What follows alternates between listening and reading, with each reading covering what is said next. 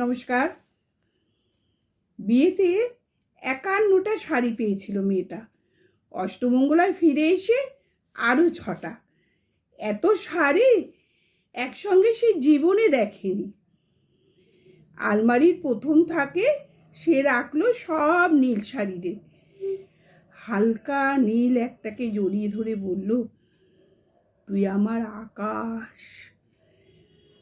দ্বিতীয় থাকে রাখলো সব গোলাপিদের। একটা গোলাপিকে জড়িয়ে সে বলল, তোর নাম অভিমান।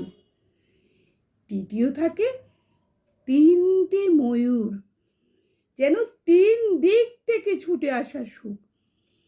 তেজপাতা রং যে শাড়িটার, তার নাম দিল বিষাদ। সারা বছর সে শুধু শাড়ি উপহার পেল। এত শাড়ি সে কি করে এক জীবনে পরবে? কিন্তু বছর যেতে না যেতেই ঘটে গেল সেই ঘটনাটা।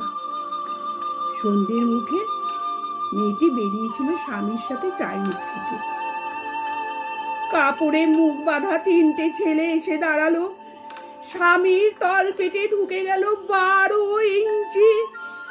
ওপর থেকে নিচে, নিচে নেমে ডান দিকে, যাকে বলে এল।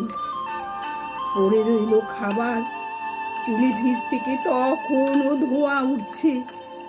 এর নাম রাজনীতি, বলেছিল পাড়ার লোকেরা।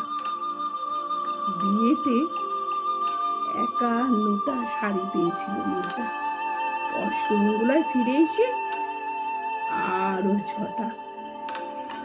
একদিন দুপুরে শাশুড়ি ঘুমিয়ে সমস্ত শাড়ি বের করে 6তলার বারান্দা থেকে উড়িয়ে দিল নিচের পৃথিবীতে।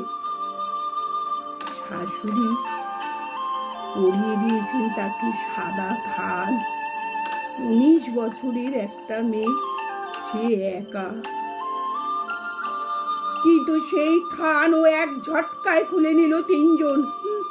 পাড়ার মোড়ে এক শব্দনগ্ন বিধবা মেয়ে দৌড়াচ্ছে আর চিৎকার করছে, বাঁচাও। পেছনে 3জন। সে কি উল্লাস! নির্বাক পাড়ার লোকেরা। বিয়েতে ৫১টা শাড়ি পেয়েছিল মেয়েটি। অষ্টমঙ্গলায় ফিরে এসে আরও ৬টা। কবি সুবোধ সরকারের শাড়ি।